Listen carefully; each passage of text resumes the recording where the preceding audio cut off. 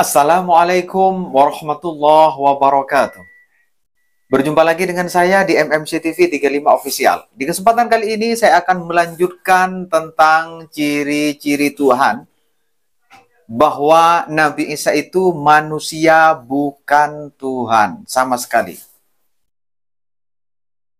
Dan di kesempatan kali ini judulnya adalah Nabi Isa memiliki kesamaan dengan makhluk yang lainnya. Ini judul kali ini. Jadi kan makanya ayo kita mulai bahwa kita buktikan bahwa Nabi Isa memiliki kesamaan dengan makhluk yang lainnya. Sedangkan Tuhan tidak seperti itu.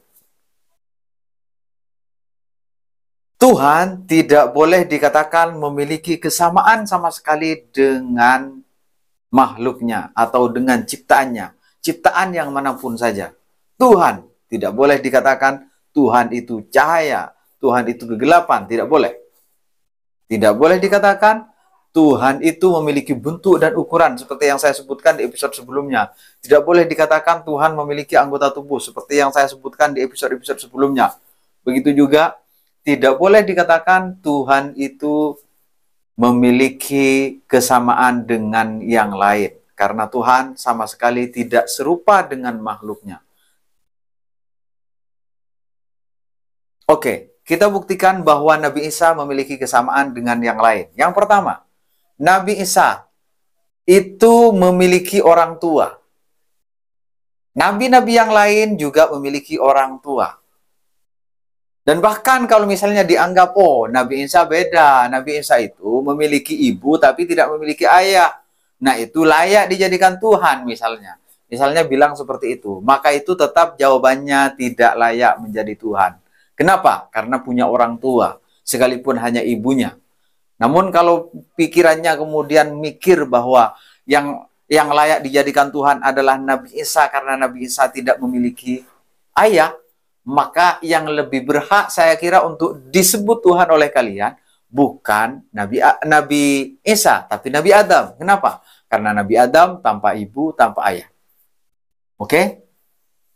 Ini yang pertama, bahwa Nabi Isa memiliki orang tua, nabi-nabi yang lain juga memiliki orang tua. Maka Nabi Isa atau Yesus, yang disebut Yesus oleh mereka, itu tidak layak dijadikan Tuhan.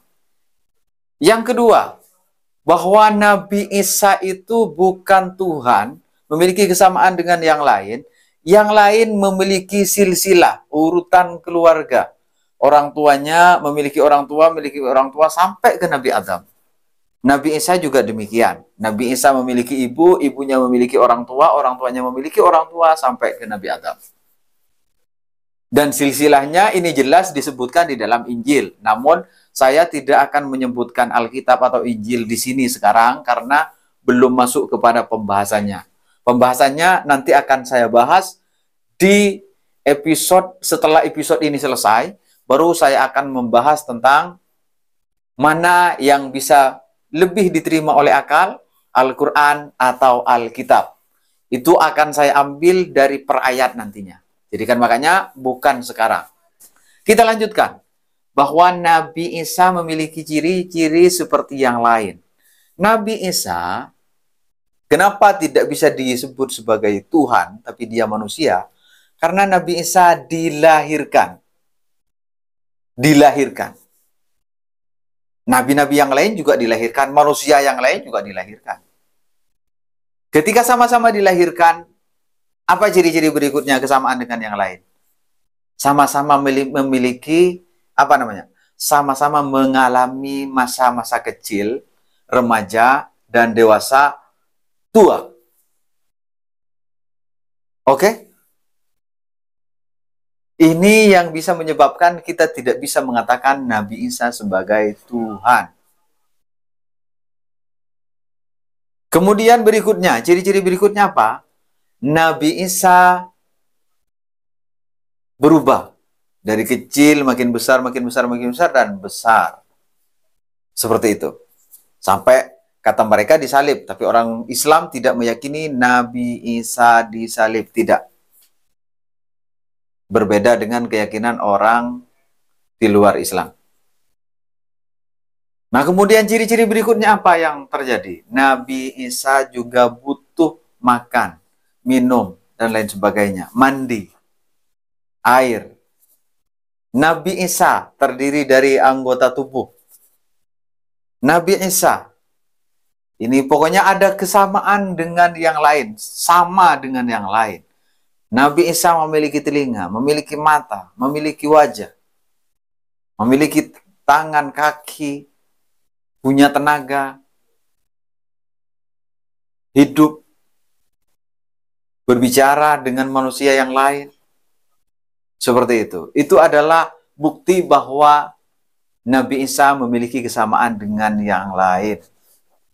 Jadi seperti manusia pada umumnya, memiliki rambut, kepala, leher, bahu, lengan, tangan, lutut, pusar, kaki, anggota tubuh yang kecil, anggota tubuh yang besar, semua dimiliki oleh Nabi Isa. Kan makanya Nabi Isa jelas memiliki kesamaan dengan yang lain. Sama dengan makhluk-makhluk yang lain juga. Hidup karena dihidupkan, bukan hidup. Tidak ada, bukan hidup, tidak ada yang menghidupkan.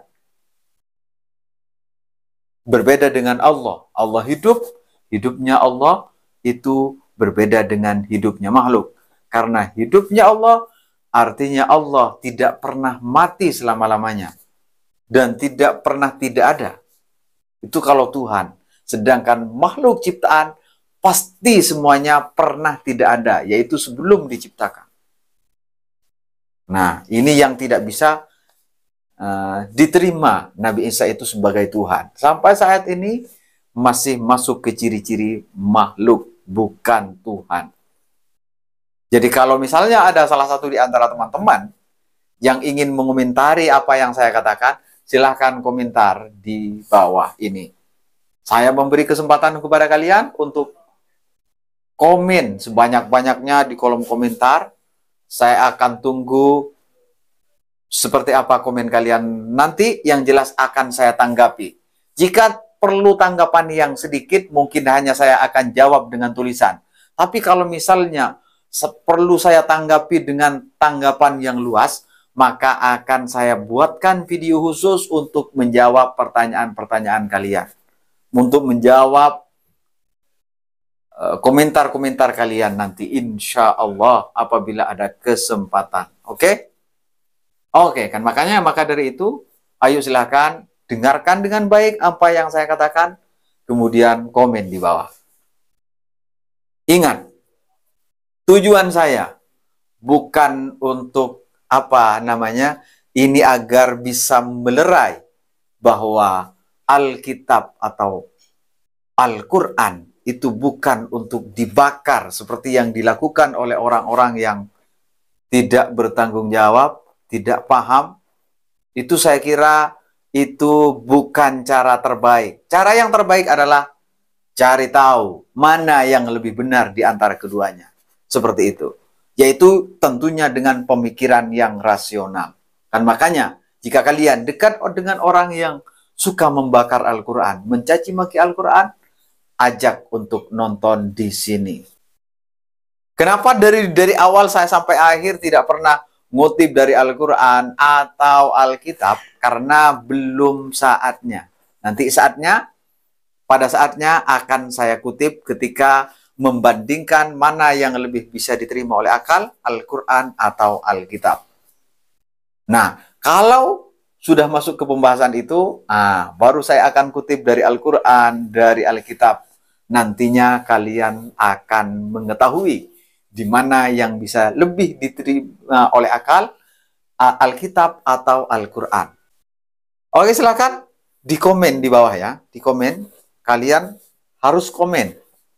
Kalau misalnya ada unek-unek dalam pikirannya, silahkan komentar. Letakkan di kolom komentar. Kalau perlu memberikan perbaikan, silahkan lakukan perbaikan di kolom komentar. Dan bahkan saya akan memberikan kesempatan kalian untuk komen bahkan di seluruh video saya, silahkan. Semampu saya akan saya tanggapi nantinya. Selama saya ada waktu untuk memberikan tanggapan, saya akan tanggapi. Jika perlu saya tanggapi dengan video, akan saya tanggapi dengan video. Kalau hanya perlu saya jawab dengan iya atau tidak, ya mungkin hanya akan saya jawab melalui kolom komentar juga. Oke? Teman-teman, sampai di sini dulu. Untuk teman-teman sesama muslim, ayo bagikan ke yang lain, sebar luaskan. Karena kita sebagai muslim meyakini bahwa menunjukkan kepada kebaikan kepada orang lain akan mendapatkan pahala yang sama seperti orang yang melakukannya.